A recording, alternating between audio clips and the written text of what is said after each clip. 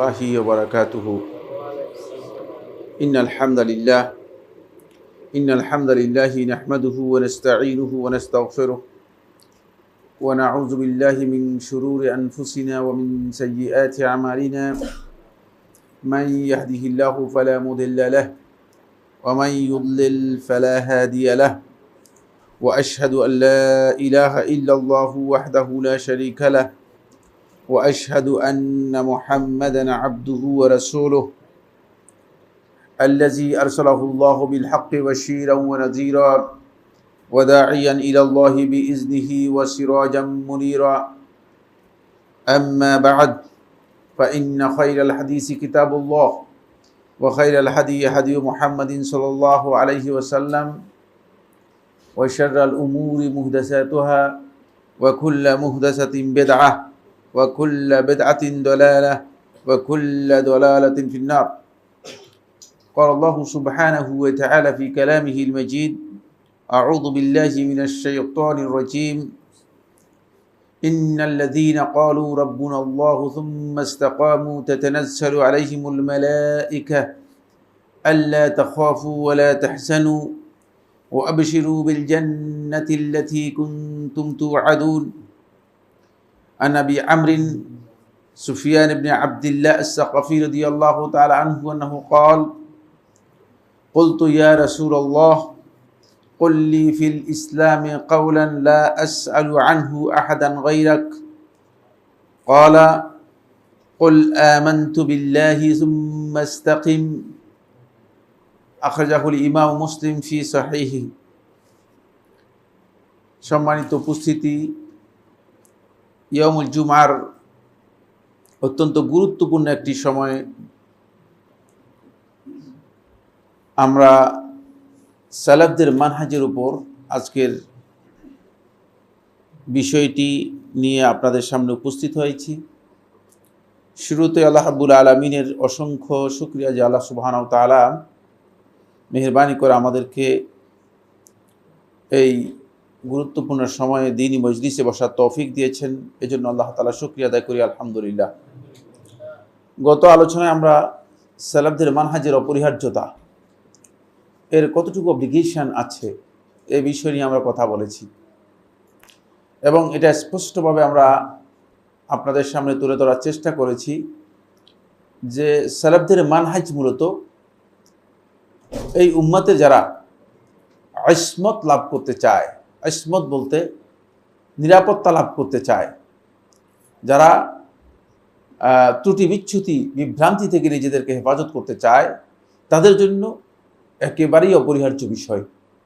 অন্যথায় আপনি বেদাত থেকে, বিভ্রান্তি থেকে, ভ্রষ্টতা থেকে, এমন অবাধ্যতা থেকে, আল্লাহ তাআলার নাফরমানি থেকে নিজেকে বাঁচাতে পারবেন না।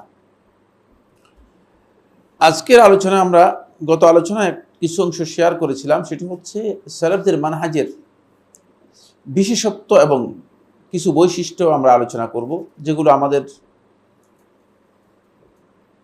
খুবই জানা প্রয়োজন, যার ভিত্তিতে আপনি বুঝতে পারবেন আসলে তিনি সালাফদের মানহাজের উপর আছেন কি নাই। শুধুমাত্র টুপি দিয়ে অথবা জামা দিয়ে অথবা লাল গোত্রা অথবা সাদা গোত্রা দিয়ে সালাফদের মানহাজ বিবেচনা করার কোনো সুযোগ নেই, কারণ কাপড়ের মাধ্যমেই মানুষের বাস্তব হাকিকত বোঝা যায় না, পোশাকের মাধ্যমে বাস্তব অবস্থা বোঝা যায় না, ডিগ্রি দিয়েও আপনি এটাকে বিবেচনা করতে পারবেন না। কারণ আমাদের মদিনা ইউনিভার্সিটি থেকে ডিগ্রি নিয়ে এসেছে, পিএইচডি করে আসছে, এরকম বেদাতি আমার আমি চিনি, আপনারাও যদি না চিনেন তিনি বেদাত করেন, বুঝতে পারছেন। সুতরাং সালফে সালেহিনের মানহাজের উপর কারা আছে, এটি আপনি যদি ভালো করে বুঝতে চান, এই সম্পর্কে যদি আপনি জ্ঞান নিতে চান, তাহলে আপনি এই বৈশিষ্ট্যগুলো তার মধ্যে পাওয়া যায় কিনা, এই ধরনের বৈশিষ্ট্য আছে কিনা, এই বিষয়গুলো আপনাকে বিচার করতে হবে। গত আলোচনা আমরা 1 নম্বর পয়েন্টে আলোচনা করেছিলাম। প্রথম পয়েন্ট সেটি হলো সালাফদের মানহাজের ক্ষেত্রে তারা আকীদা, আমল এবং মৌলিক ঈমানের বিষয়ে অবিচল থাকবে, স্থির থাকবে, বিভিন্ন রূপ বা বহু রূপ গ্রহণ করবে না, পরিবর্তন হবে না। এক জায়গায় গিয়ে এক ধরনের মাসআলা, আরেক জায়গায় গিয়ে আরেক ধরনের মাসআলা, এরকম যদি কেউ দিয়ে থাকেন তাহলে বুঝতে হবে তিনি আসলে সালাফদের মানহাজের উপর নেই। এখানে গিয়ে এক ধরনের আমল করতেছেন, এখানে গিয়ে আরেক ধরনের আমল করতেছেন, তিনি সালাফদের মানহাজের উপর নেই। তিনি ব্যক্তিগতভাবে নিজের মানহাজের উপর আছেন, কোনো সন্দেহ নেই, কিন্তু সালাফদের মানহাজের উপর নেই। ফলে সালফে সালেহিনের মানহাজের উপর যদি কেউ থাকেন তাহলে তার মধ্যে বিভিন্ন রূপ আপনি পাবেন না, একাধিক রূপ তার মধ্যে পাবেন না। তিনি সময়ে সময়ে রূপ পরিবর্তন করবেন এমনটি ঘটবে না। তার ফতোয়ার পরিবর্তন হবে সময় সময়, এমনটি হওয়ার কথা না।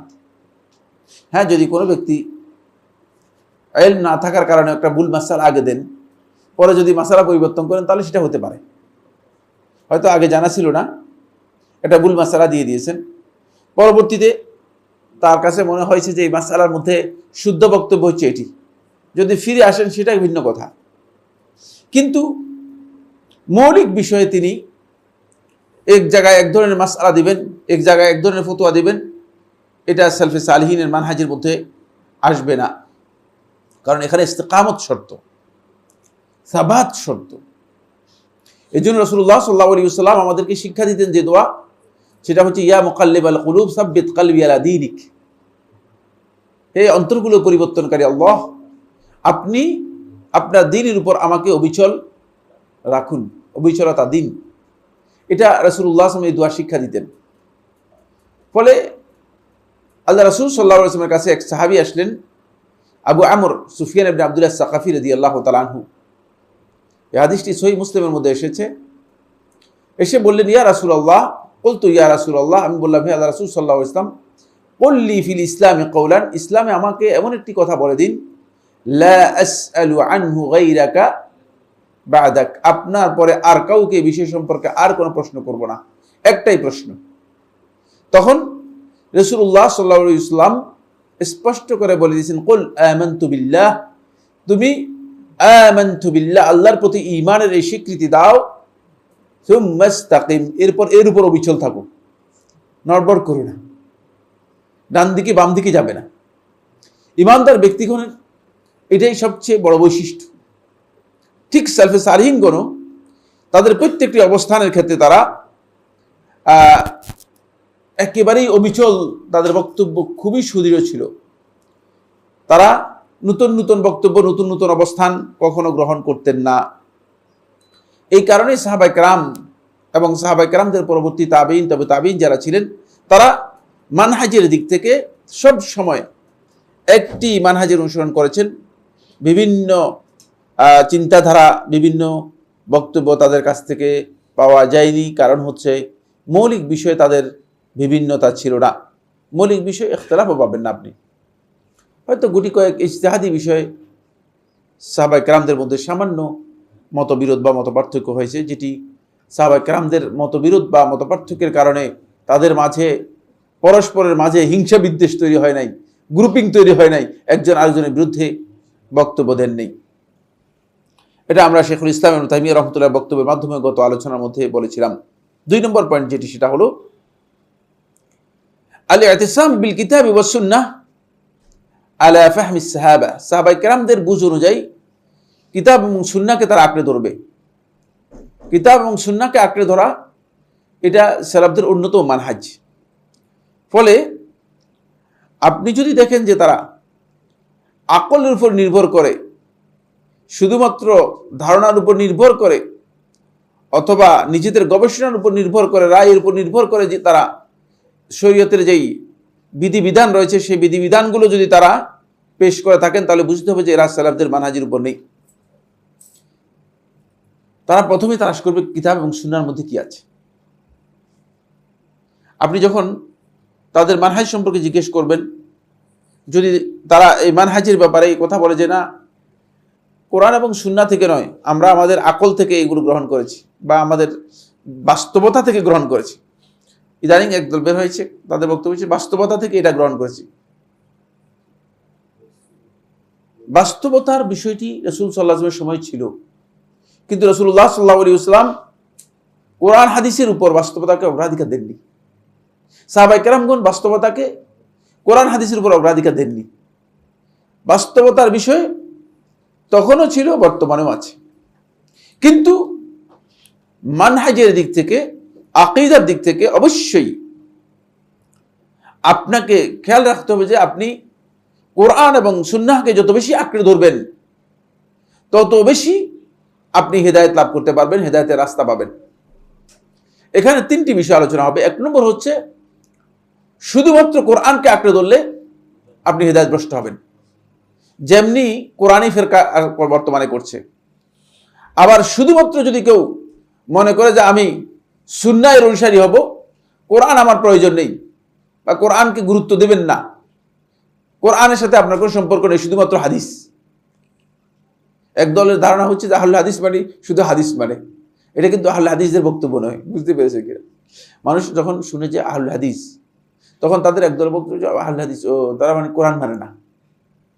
আসলে কিন্তু ব্যাপারটা এমন নয়। আহলে হাদিস এটা একটা মানহাজের নাম।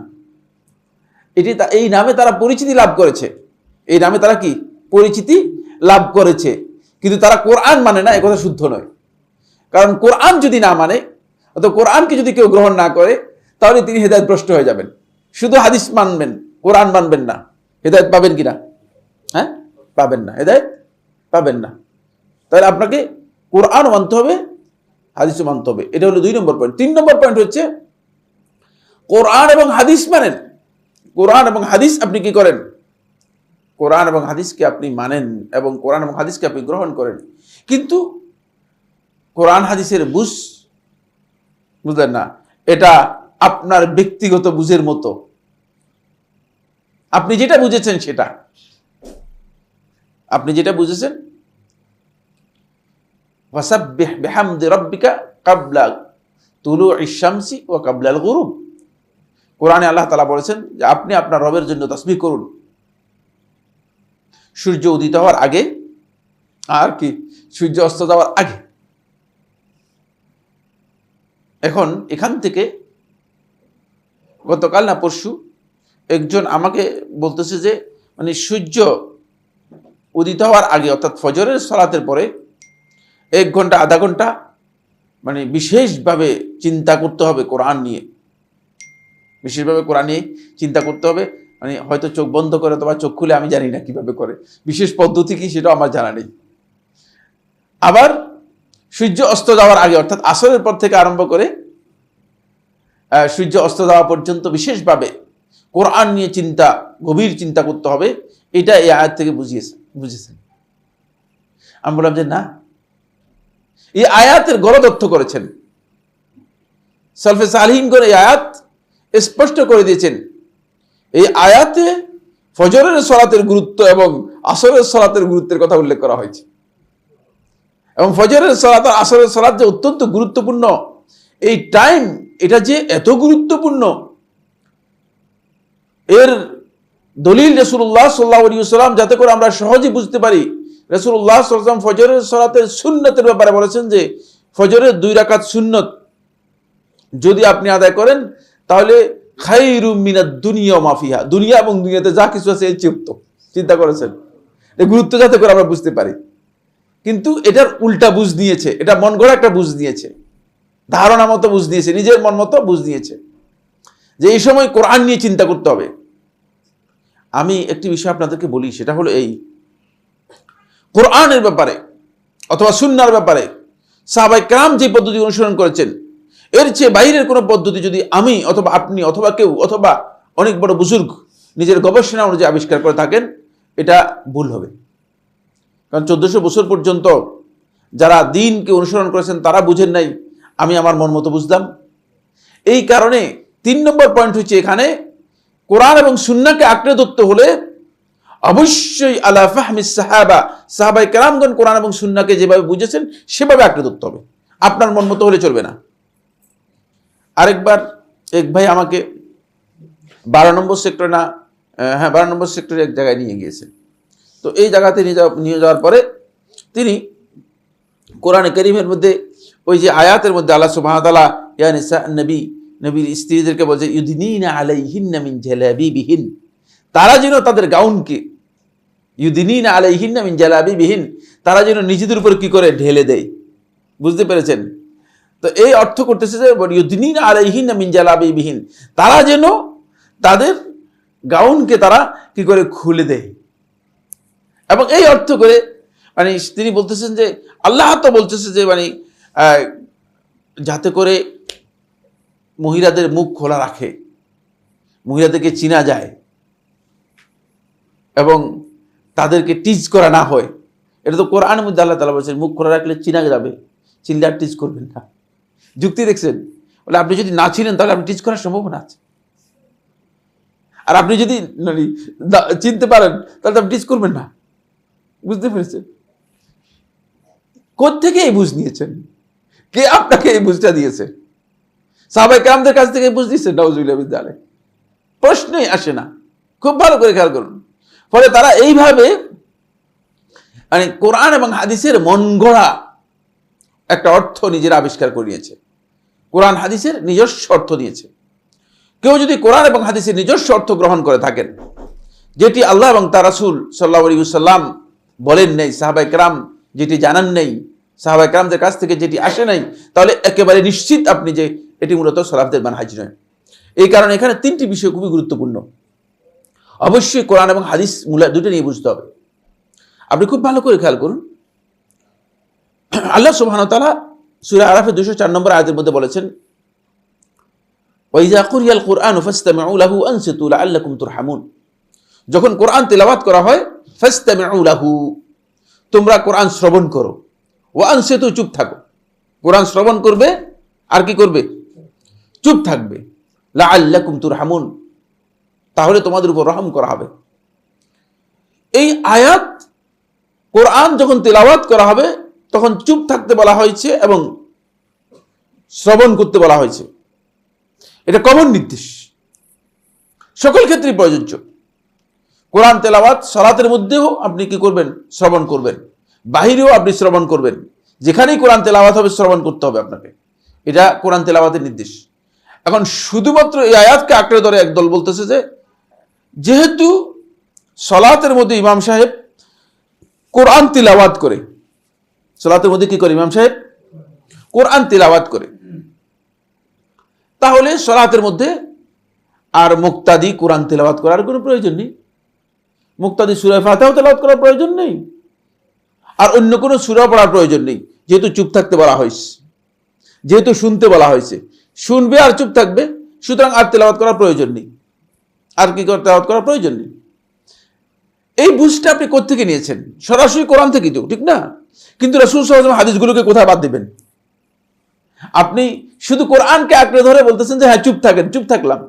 তো রাসূল সাল্লাল্লাহু আলাইহি ওয়াসাল্লাম যে হাদিসের মধ্যে, এতগুলো হাদিসের মধ্যে রাসূল সাল্লাল্লাহু আলাইহি ওয়াসাল্লাম যে বললেন সূরা ফাতিহা পড়ার কথা, লা সালাতা লিমান লাম ইয়াকরা বিফাতিহাতিল কিতাব, যে ব্যক্তি সূরা ফাতিহা পড়ল না তার সালাতই হবে না। রাসূলুল্লাহ সাল্লাল্লাহু আলাইহি ওয়াসাল্লাম যে সূরা ফাতিহা পড়ার ব্যাপারে সাহাবায়ে কেরামদেরকে নির্দেশ দিলেন, এই যে হাদিসগুলো রয়েছে এই হাদিসগুলো সবগুলোকে প্রথমে কি করলেন? বাদ দিলেন। এই হাদিসগুলো সবগুলো প্রথমে বাদ দিলেন। এই ভুল বুঝের কারণে কি হয়েছে দেখেন, হয়েছে এই, যদি আপনি মনে করেন যে এই আয়াতটা শুধু সালাতের মধ্যে, শুধু সালাতের মধ্যে প্রযোজ্য, তাহলে সালাত ছাড়া যেখানে আপনি কোরআন তেলাওয়াত করেন সেখানে শুনতেও হবে না, চুপ থাকতে হবে না। প্রথমে এটা হয়ে গেল। এটা সালাফদের বুঝ নয়, খেয়াল করেন। সলফে সালেহিন এটা বুঝান নাই। মানে যেখানে কোরআন তেলাওয়াত হবে সেখানে কিন্তু হুকুম হচ্ছে চুপ থাকবেন এবং শ্রবণ করবেন। খুব ভালো করে খেয়াল করুন। 2 নম্বর হচ্ছে, আপনি তো এটাকে সালাতের মধ্যে নিজের মন মতো কি করলেন? ডিজাইন করলেন, ফিট করলেন। কোথায়? সালাতের মধ্যে ফিট করলেন। সালাতের মধ্যে যখন ফিট করেছেন, এখন সালাতের বাকি বাহিরে যত জায়গায় কোরআন তেলাওয়াত করেন, এখান থেকে কোরআন তেলাওয়াত হচ্ছে, আর এখান থেকে কি করতেছে? নাম দিয়েছে সবিনা খতম। কি নাম দিয়েছে? কোরআন তেলাওয়াত হচ্ছে আর এদিকে মানুষ গাল গল্প করতেছে।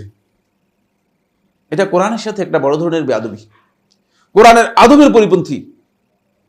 যেখানে কোরআন তেলাওয়াত হবে সেখানে কোরআন তেলাওয়াত শ্রবণ করা হচ্ছে নির্দেশ, চুপ থাকা হচ্ছে নির্দেশ। আচ্ছা, সেটা যেহেতু এখান থেকে গেল, বাদ গেল, এবার আসেন সালাতের মধ্যে যখন এটাকে ডিজাইন করলেন, সেট করলেন কোথায়? সালাতের মধ্যে। না, আমি কয়েকজন আলেমকে জিজ্ঞেস করলাম সালাতের শুধুমাত্র 6 রাকাতের মধ্যে ইমাম সাহেব জোরে কোরআন তেলাওয়াত করে, আর বাকি সমস্ত রাকাতগুলোর মধ্যে ইমাম সাহেব জোরে তেলাওয়াত করে না, এবার এগুলির ব্যাপারে বলেন আপনার এই আয়াত প্রযোজ্য হবে কিনা? এবার বেওকুফ চুপ হয়ে গেছে, কিছু বলতে পারে না। আপনি আয়াতটি ডিজাইন করলেন সালাতের মধ্যে, এনে লাগালেন সালাতের মধ্যে, যেহেতু সালাফদের বুঝ গ্রহণ করেন নাই, সাহাবায়ে কেরামদের বুঝ গ্রহণ করেন, এই জন্য আপনার জিনিসটা কত বড় ভুল হয়ে গেছে। আপনি আপনার মন মতো বুঝ নিয়েছেন, এই মন মতো বুঝের কারণে সালফে সালিহিনের বুঝটা যেহেতু গ্রহণ করেন নাই, সালাতের মধ্যে ইমাম সাহেব জোরে কেরাত পড়ে কয় রাকাতের মধ্যে? টোটাল কয় রাকাতের মধ্যে? এখানে কি আসমান থেকে আসছেন নাকি আপনারা? 6 রাকাতের মধ্যে। মোট রাকাত হচ্ছে কয়টা? না, মোট রাকাত হচ্ছে 17 রাকাত। কোথা থেকে আমরা আসতেছেন? এখানে তো সবাই এখানকার লোক, মনে হয় আসমান থেকে আসছে। না, আসমান থেকে কেউ আসলে। মোট আমাদের ফরজ সালাত হচ্ছে কত রাকাত? 17 রাকাত হচ্ছে ফরজ। তার মধ্যে 6 রাকাতের মধ্যে ইমাম সাহেব কি করেন?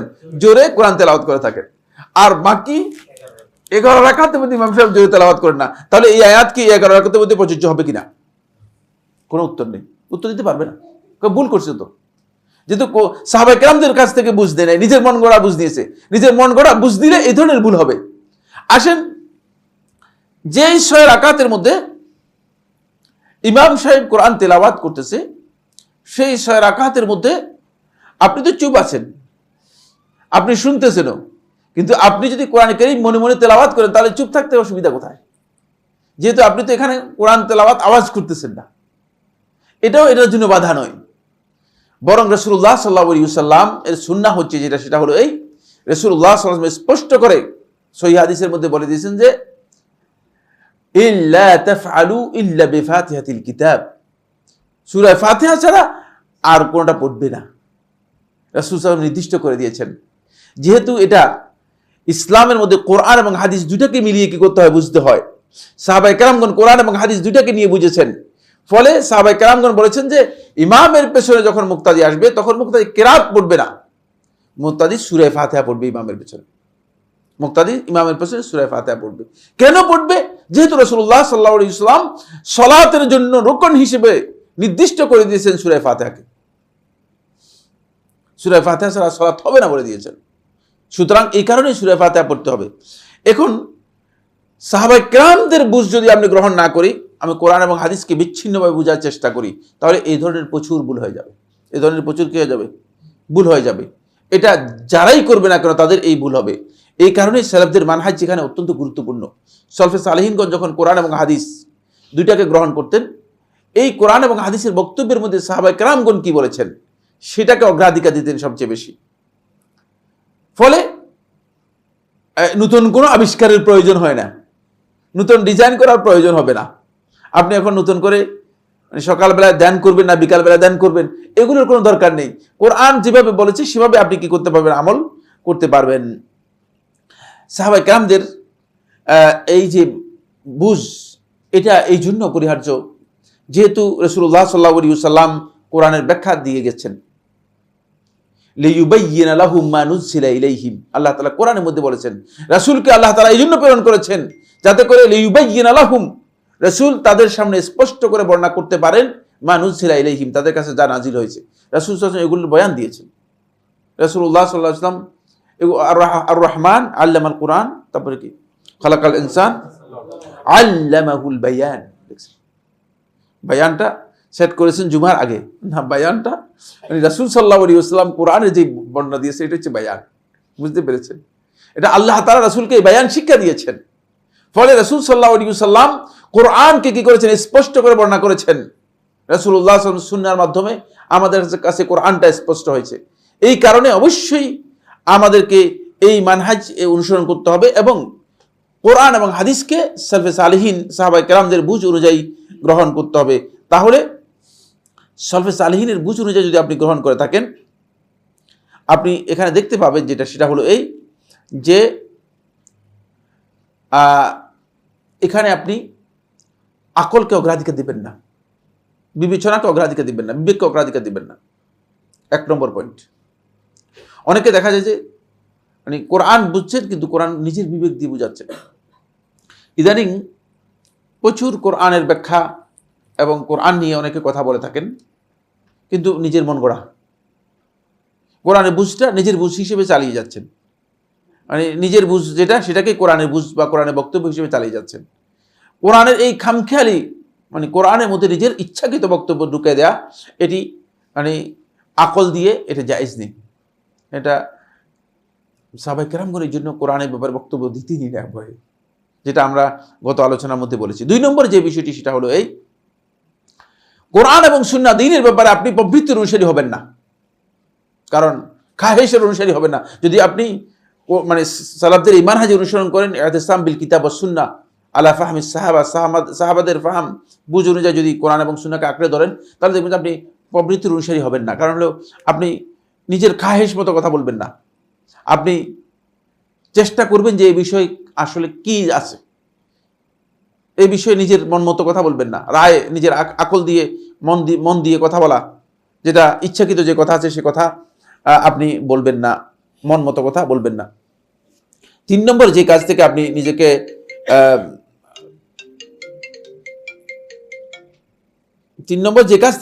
নিজেকে বাঁচাবেন সেটি হচ্ছে,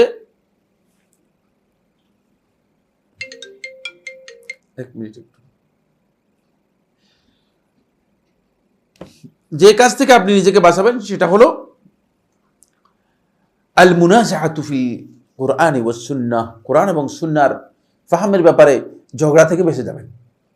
এখন বিবাদ কোথায়? আমি বলতেছি যে এটা বুঝিয়েছে, আরেকজন বলতেছে এটা বুঝিয়েছে, বিবাদ লেগে গিয়েছে, মন মতো বিবাদ লেগে যাচ্ছে। কারণ তিনি তার মন মতো ব্যাখ্যা দিচ্ছেন, আমি আমার মন মতো ব্যাখ্যা দিচ্ছি। যদি প্রত্যেকেই কোরআন এবং সুন্নাহর বুঝের ব্যাপারে সাহাবায়ে কেরামদের মানহাজে চলে যেতেন, সালাফদের মানহাজে চলে যেতেন, তাহলে এখানে ঝগড়া থেকে বেঁচে যেতেন, এই বিবাদ থাকতো না। কারণ এখানে সাহাবায়ে কেরাম কি বুঝেছেন সেটা যদি আমি গ্রহণ করি, তাহলে আর এখানে ব্যাখ্যার কোনো প্রয়োজন নেই। লা তাকরাবুস সালাহ ওয়া আনতুম সুকারা, আমরা গত আলোচনার মধ্যে বলেছিলাম যে তাদের বক্তব্য হচ্ছে লা তাকরাবুস সালাহ ওয়া আনতুম সুকারা, তোমরা নামাজের কাছে যেও না যদি তোমরা কি হও, মাতাল হও। এটা হচ্ছে মদ খেয়ে মাতাল হয়ে গেলে তাদেরকে বলা হচ্ছিল যে তোমরা, এটা হচ্ছে মদের হুকুম আলোচনা যখন করতেছিল তখন, বুঝতে পেরেছে কিনা, তখন মদের হুকুম যখন আলোচনা করতে গিয়েছে তখন বলেছে যে মদ খেয়ে যারা মাতাল হবে তারা নামাজের কাছেও আসতে পারবে না। মদটাকে আস্তে আস্তে ক্লোজ করতেছে আল্লাহ তাআলা। আপনারা জানেন তো 4 ধাপে আল্লাহ সুবহানাহু ওয়া তাআলা মদটাকে হারাম করেছেন, কারণ মদ তাদের মজ্জাগতভাবে এমন অভ্যাসে পরিণত হয়ে গিয়েছিল যে এখান থেকে সরে আনাটা কঠিন বিষয় ছিল। ফলে আল্লাহ সুবহানাহু ওয়া তাআলা আস্তে আস্তে করে কি করতেছেন, ক্লোজ করতেছেন। তো নামাজের সময় ক্লোজ করলেন কিভাবে, বলে যে যখন মাতাল হয়ে যাবে মদ খেয়ে আর নামাজে আসতে পারবে না, নামাজেরটা ক্লোজ করতেছেন। এটা নামাজের সময়টাকে তাদের মদ থেকে ক্লোজ করতেছিলেন। এই জন্য মূলত এই আয়াত নাজিল হয়েছে। এখন এই আয়াত দিয়ে 2 দল বের হয়েছে। একদল মদুদি বের হয়েছে, তাদের বক্তব্য হচ্ছে এই যে অসুবিধা নেই, নামাজ যদি আমরা মদ খাই তাহলে আমাদের উপর নামাজই নেই, আল্লাহ তাআলা নিষেধ করে দিয়েছে। মানে নামাজ যারা মদ খাবে তাদের জন্য নামাজ নেই, এই আয়াত থেকে এটা বুঝতেছে, যেটা এই আয়াত থেকে সাহাবায়ে কেরামও বুঝেন না, কেউ বুঝেন নাই। আরেক দল লোক আছে, তারা বলতেছে যে লা তাকরাবুস সালাহ ওয়া আনতুম সুকারা, তোমরা, এই মোবাইলটা একটু দেখতে হবে, দেখো তো এর সাউন্ডটা করে যায় কিনা, সাউন্ডটা কিভাবে বন্ধ করে দেখো তো। লা তাকরাবুস সালাহ ওয়া আনতুম সুকারা, যে তোমরা নামাজের কাছে এসো না যখন তোমরা কি সুকারা, বলছে যে আমরা হচ্ছি মূলত আল্লাহর পাগল, আর পাগল হয়ে গেলে নামাজের কাছেও যেতে আল্লাহ নিষেধ করছে। আমরা তো পাগল হয়ে গিয়েছি, আমরা তো আল্লাহর জন্য পাগল, তো আমাদের নামাজ নেই। 2 দল বের হয়েছে, দেখছেন? কোরআনের বুঝ, কিন্তু এগুলো কোরআন দিয়ে বুঝ দিচ্ছে, কোরআন দিয়ে পথভ্রষ্ট হচ্ছে তারা। কোরআন থেকে এই বুঝ দিয়ে তারা একদল বলতেছে যে আমরা মদ খাই, আমাদের জন্য নামাজ নেই। মদ গাঞ্জা যারা দেখাচ্ছে বুঝলেন, তাদেরকে জিজ্ঞেস করুন, বলেন না আমাদের তো নামাজ নেই। তখন তারা এই আয়াত দলিল নিয়ে আসে, বলছে নামাজ নেই কেন, বলছে আল্লাহ নিষেধ করছে, বলছে এতে নামাজ লাগবে না, নামাজে আসতে নিষেধ করছে আল্লাহ। কারণ আমরা মদ খাই, গাঞ্জা খাই, সবসময় আমরা এগুলো করি, শুধু আমাদের নামাজ নেই। আবার আরেক দল বের হচ্ছে, বলছে যে না, এরা হলো আমরা আল্লাহর জন্য পাগল হয়ে গেছি, আমরা তো পাগল, আল্লাহর পাগল, রাসূলের পাগল। আলেমদের ইজতিহাদের কারণে ইখতিলাফ থাকতে পারে। একটি মাসালায় আমি একটা ফতোয়া দিলাম, হতে পারে যে এই মাসালা আরেকজন আলেম একটা ভিন্ন ফতোয়া দিতে পারেন। আমার কাছে অনেকে প্রশ্ন করেন, অমুক হুজুরকে জিজ্ঞেস করেছি, অমুক শেখকে জিজ্ঞেস করেছি, অমুক মুফতিকে জিজ্ঞেস করেছি, কারণ আমার বলতেছে আপনাকে জিজ্ঞেস করতেছে। আমি বললাম যে আমার আর জিজ্ঞেস করার কোনো প্রয়োজন নেই। কি জন্য জিজ্ঞেস করতেছেন আপনি? আপনি কি পাগল নাকি? 3-4 জনকে জিজ্ঞেস করছেন কেন, আর আমাকে কেন জিজ্ঞেস করতেছেন? এই ক্রস করতে আপনাকে বলছে কে? এটা একটা ভ্রষ্টতার কারণ। কারণ ইখতিলাফি মাসআলার মধ্যে আলেমদের বিভিন্ন ধরনের বক্তব্য হতে পারে, এবং শেষ পর্যন্ত আপনি হিদায়াতগ্রস্ত হয়ে যাবেন। 3 জনের কাছে যখন 3 রকম কথা শুনবেন, তখন আপনি বলবেন যে না, কোনটার দরকার নেই, কোনটাই করার দরকার নেই। আপনি তখন আরো পথভ্রষ্ট হয়ে যাবেন। আপনি একজন নির্ভরযোগ্য আলেমকে জিজ্ঞেস করে তার কাছ থেকে জ্ঞান নিয়ে তিনি যেটা বলেছেন সেটার উপর আমল করতে থাকেন। 10 জনকে জিজ্ঞেস করতেছেন কেন? আর এদের প্রতি আপনার কারো প্রতি আপনার আস্থা নেই। যদি আস্থা থাকতো তাহলে জিজ্ঞেস করতেন না। সুতরাং এই ধরনের কাজ সালাফদের মধ্যে আকায়েদ এবং উসুলের ব্যাপারে কোনো ধরনের ইখতিলাফ সালাফদের মধ্যে ছিল না। মৌলিক বিষয়গুলোর মধ্যে কোনো ইখতিলাফ ছিল না। এখন আপনি যতগুলো ফেরকা আছে, সবগুলো ফেরকার আকীদাগত বিচ্যুতিগুলো তো তৈরি হয়েছে সালাফদের মানহাজ থেকে বিচ্যুত হওয়ার কারণে। ইখতিলাফটা আসছে আকীদার মধ্যে। এই আকীদার ইখতিলাফটা কেন আসছে এই জন্য, যেহেতু তারা বিভিন্নভাবে বিভিন্ন জায়গায় বিভিন্ন ধরনের চিন্তাধারায় কথাবার্তা বলেছে, ফলে আকীদার ব্যাপারেও তারা একমতে পৌঁছতে পারে নাই। আকীদার ব্যাপারেও তারা একমতে পৌঁছতে পারে নাই। ফিকহি মাসআলা, আমলি যে মাসআলা আছে সেগুলোর ব্যাপারে একমতে তো প্রশ্নই আসে না। সালাতের মধ্যে হাত বাঁধার ব্যাপারে সর্বমোট 5টি কাউল রয়েছে। কয়টি কাউল? হ্যাঁ, এখন এই যে 5টি কাউল রয়েছে, ইখতিলাফ, বুঝতে পেরেছেন? এটা একটা আমল হাত বাঁধার ব্যাপারে। যে ব্যক্তির হাত নাই সে বেঁচে গেছে, তার আর ইখতিলাফে যাওয়ার কোনো দরকার নেই। হাত কোনো কারণে যদি কাটা গেছে, কোনো কারণে যদি হাত কাটা যায়, তাহলে এই ব্যক্তি বেঁচে গেছে। ছোট্ট একটা আমল, বুঝতে পেরেছেন? এটা 5টি ইখতিলাফ হয়েছে। ইখতিলাফ এমন কোন মাসআলা নেই, যে মাসআলার মধ্যে ইখতিলাফ নেই। আমলি মাসআলার মধ্যে ইখতিলাফ হয়েছে, কিন্তু আকীদাগত মাসআলার মধ্যে যখনই আপনি দেখবেন যে কোনো ব্যক্তি আকীদার মাসআলার ব্যাপারে ইখতিলাফ বলতেছে, তাহলে বুঝতে হবে যে সালাফদের মানহাজের উপর নেই। সোজা কথা। রাসূলুল্লাহ সাল্লাল্লাহু আলাইহি ওয়াসাল্লাম যখন মেরাজ হয়েছে, রাসূলুল্লাহ সাল্লাল্লাহু আলাইহি ওয়াসাল্লাম আল্লাহ রাব্বুল আলামিনকে দেখেন নাই। এটা রাসূলুল্লাহ সাল্লাল্লাহু আলাইহি ওয়াসাল্লাম হাদিসের মধ্যে স্পষ্ট করেছেন, রাআইতু নূরান, আমি নূর দেখেছি কিন্তু আল্লাহ তাআলাকে দেখিনি। যখন রাসূলুল্লাহ সাল্লাল্লাহু আলাইহি ওয়াসাল্লামকে প্রশ্ন করা হলো, হাল রাআইতা রাব্বাক, আপনি কি আপনার রবকে দেখেছেন? বলছেন না, রাআইতু নূরান, আমি নূর দেখেছি। অন্য রাওয়ায়াতের মধ্যে এসেছে রাসূলুল্লাহ সাল্লাল্লাহু আলাইহি ওয়াসাল্লাম বলেছেন যে নূরুন আন্না আরাহু, নূর কিভাবে আমি দেখব? নূর আর নূর কিভাবে দেখব? নূরুন আন্না আরাহু যদি আমি এখানে দেখাই, বুঝলেন না? লিখলে তাহলে লেখাটা পড়লে এরপর উল্টে দিতে পারবেন। সুফি বাতুনি সম্প্রদায় এটা পড়তে গিয়ে উল্টে দিয়েছে, বলছে নূরানিয়ুন আরাহু, নূরানি ভাবে আল্লাহকে দেখেছি। লেখাটা একই, পড়তে ভুল করে দিয়েছে। পড়তে কি করছে? পড়তে নিজেদের মন মতো পড়ে দিয়েছে। ফলে আসলের মধ্যে আকীদার মধ্যে ইখতিলাফ তৈরি করেছে। হ্যাঁ দেখছে, দেখে নাই, এই যে নূরানিয়ুন আরাহু, নূরানি ভাবে আল্লাহ তাআলাকে দেখছে, পুরাটাই দেখছে। নাউযুবিল্লাহি মিন যালিক। পড়তে কি করেছে? নিজেদের মন মতো পড়ে নিয়েছে। এটাকে এভাবে পড়তে পারবেন, ওইভাবে পড়তে পারবেন। যদি যে জবর আর নোক্তা না থাকে, তাহলে আপনি মন মতো পড়তে পারবেন। কোরআনে কারীমের এক সময় কি ছিল না? নোক্তা ছিল না। কোরআনে কারীমের মধ্যে কি ছিল না? যে জবর ছিল না। এগুলো হেফাজত করা হয়েছে। এগুলো কি করা হয়েছে? হেফাজত করা হয়েছে। কিন্তু হাদিসের মধ্যে অনেকেই কি করেছে? নিজের মন মতো হাদিসের মধ্যে পড়াকে কি করে দিয়েছে? তাসহিফ করেছে। নিজেরা হাদিসের পড়াটাকে নিজের মন মতো অনেকে তৈরি করে নিয়েছে। ফলে এই বাতিনি সুফিরা যারা আছে তারা বলছে যে নুরানি ইউন আরাহু, যে আল্লাহ তাআলাকে নুরানিভাবে আমি দেখেছি। নাউযুবিল্লাহি মিন যালিক। এই যে এটা হচ্ছে সালাফদের মানহাজ। রাসূলুল্লাহ সাল্লাল্লাহু আলাইহি ওয়াসাল্লাম দেখেন নাই, রাসূলুল্লাহ সাল্লাল্লাহু আলাইহি ওয়াসাল্লাম আল্লাহ তাআলাকে দেখেন নাই। আপনি দেখবেন যে সাহাবায়ে কেরামদের বক্তব্যের মধ্যে কোনো ধরনের ইখতিলাফ নেই। শুধুমাত্র আব্দুল্লাহ ইবনে আব্বাস রাদিয়াল্লাহু তাআলা আনহু এর একটি riwayat রয়েছে। আব্দুল্লাহ ইবনে আব্বাস রাদিয়াল্লাহু বলেছেন যে ফাকাদ রাআ রাব্বাহু বিফুয়াদিহি, মানে আল্লাহ সুবহানাহু ওয়া তাআলা কে রাসূলুল্লাহ সাল্লাল্লাহু আলাইহি ওয়াসাল্লাম দেখেছেন বিফুয়াদিহি, তার অন্তরের মাধ্যমে। এটা কি বুঝিয়েছেন আব্দুল্লাহ ইবনে আব্বাস রাদিয়াল্লাহু তাআলা আনহু?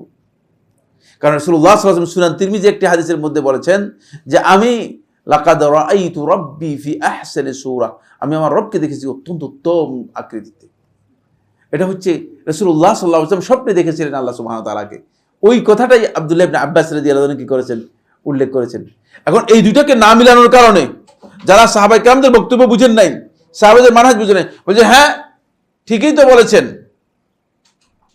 আয়েশা রাদিয়াল্লাহু তাআলা বলেছেন মান হাদ্দাসাকা আন্না মুহাম্মাদান সাল্লাল্লাহু আলাইহি ওয়াসাল্লাম আরাব্বাহু ফাকাদ কাযাব, যে ব্যক্তি তোমার কাছে হাদিস বর্ণনা করবে যে মুহাম্মদ সাল্লাল্লাহু আলাইহি ওয়াসাল্লাম তার রবকে দেখেছেন সহিহ বুখারী হাদিসের মধ্যে, ফাকাদ কাযাব, সে মিথ্যা বলেছে। আর আব্দুল্লাহ ইবনে আব্বাস রাদিয়াল্লাহু বলতেছেন যে রাসূলুল্লাহ সাল্লাল্লাহু আলাইহি ওয়াসাল্লাম আল্লাহ রাব্বুল আলামিনকে দেখেছেন, লাকাদ রাআ রাব্বাহু বিফুয়াদিহি, তিনি তাকে দেখেছেন তার অন্তরের মধ্যে। তাহলে তো দেখেছেন, এটা আসলে ইখতিলাফ নয়, খেয়াল রাখতে হবে, বুঝতে হবে। এই জন্য যখনই আপনি সালাফদের মানহাজের মধ্যে আসবেন তখন আপনি দেখবেন যে উসুলের মধ্যে যদি ইখতিলাফকে বর্ণনা করতে যায় তাহলে বুঝতে হবে যে সে সালাফদের মানহাজ বুঝে নেই। সালাফদের মানহাজের উসুলের মধ্যে ইখতিলাফ থাকবে না। এটা পরবর্তী লোকেরা এটা ইখতিলাফ আবিষ্কার করেছে। যেহেতু পরবর্তী লোক যারা আছে তারা অনেক ব্যক্তির ফজিলত বর্ণনা করতে গিয়েও তিনি আল্লাহকে দেখেছেন বলে দিয়েছে, বুঝতে পেরেছেন? তখন কারো ফজিলতের ব্যাপারে যদি আল্লাহকে দেখেছেন বলে, রাসূলের ব্যাপারে যদি বলে যে আল্লাহকে দেখেন নাই, তাহলে তো এটা হয় না। আপনি যদি বলেন যে ভাই আপনি যে বলছেন আপনার হিসাব আল্লাহর সাথে দেখা সাক্ষাৎ হয়েছে, কথাবার্তা হয়েছে, রাসূল সাল্লাল্লাহু আলাইহি ওয়াসাল্লাম কি আল্লাহকে দেখছেন কোথাও আছে? তখন কি উত্তর দিবে? তখন উত্তর দিবে কি? আটকে যাবে না? রাসূল সাল্লাল্লাহু আলাইহি ওয়াসাল্লাম আল্লাহকে দেখেছেন, এটার কোনো উত্তর নেই। আর আপনি বলতেছেন আপনার হুজুরের সাথে প্রতিদিন আল্লাহর সাথে কথাবার্তা হয়, দেখা সাক্ষাৎ হয়। কি বলতেছেন এগুলো? বুয়া কথা কেন বলতেছেন? এই কারণেই তারা এই জায়গায় কি করেছে, একটা স্পেস তৈরি করেছে, একটা বিবাদ তৈরি করেছে। সেই বিবাদ হচ্ছে না, আল্লাহকে না দেখলে রাসূল কিভাবে দেখছেন? অবশ্যই। আরে আমি এক জায়গায় আমাদের সৌদি আরবের এক ইউনিভার্সিটিতে বাস করেছেন এক ভাই, এখানে ঢাকা শহরের অনেক বড় আলেম এবং খতিব, সবাই আপনারা চিনেন। তো মসজিদের মধ্যে আমি জুমার সালাত আদায় করলাম।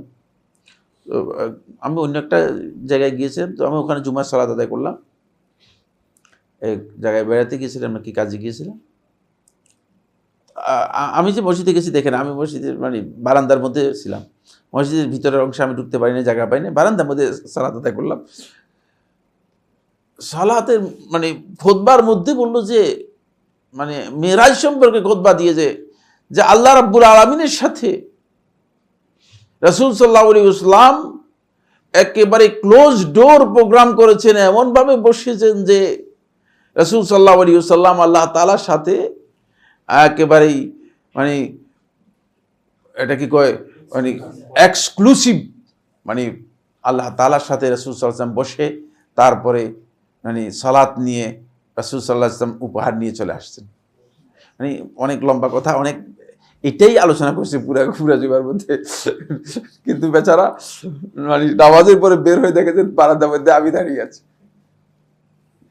কি বলবে আমার বলতেছি মানুষদেরকে তো আসলে মানে কোরআন হাদিসের কথা বললে বুঝে না, এই জন্য মানুষদেরকে কিছু উদাহরণ দিয়ে বুঝাই দিতে হয়।